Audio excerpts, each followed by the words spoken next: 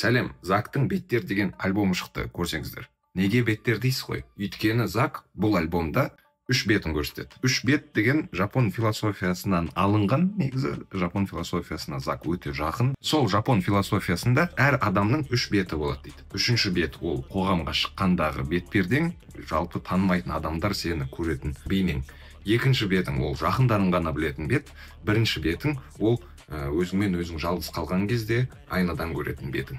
Және де концептуалды тұрғыда Беттер альбомы осындай 3 этаждан тұрады деп айтайықшы. Сол Зактың 3-ші беті Зактың өзі. Біз танитын рэпер, көпшілікке танымал, өте ерекше бір дарын иесі. 2-ші бет ол драма куин. Зактың драма куин екенін жақындары білсе, қалғандары біле бермейтін де шығар. Және 1-ші беті ол жалпы дулат. Үнтаспада 15 трек бар, 3 скит бар, және 1 бонус трек бар. Яғни сол 3 адам әрқайсысы 5 әннен жазды.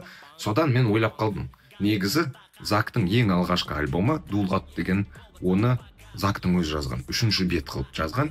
Ол жерде музыканы, жалпы әлемді өзгертіп үйреніп қалған үлкен әртістің алғашқы альбомы. Өте көп тақырыптар көтеріледі, өте көп өзгертетін зат барын көрсетеді деген сияқты. 2-ші альбом Көбелек эффекті.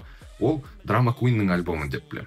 Ол жерде 1-ші мен 2-ші альбомның арасындағы өткен жылдарда ешнәрсе өзгермегенінен кішкене драма куин состояниесіне түсіп қалған әртістің кішкене бір мұңы десек болады. Өте бір негізі драматичный альбом, өте бір депрессиясы көп деген сияқты. Ал қазіргі жаңа шыққан Беттер деген альбомды Дулаттың өзі жазған деп ойлаймын. Өйткені бұл альбом алдыңғы 2 альбомнан ерекшеленеді. Онда өзінің ішкі дүниесін қазбалаған әртіс. Әлем тұра тұрсын, мен өзімді түсініп алайыншы деген бір ниеті бар адамның альбомы жаңағы. Тыңдап көріңіздер, өте күшті шыққан.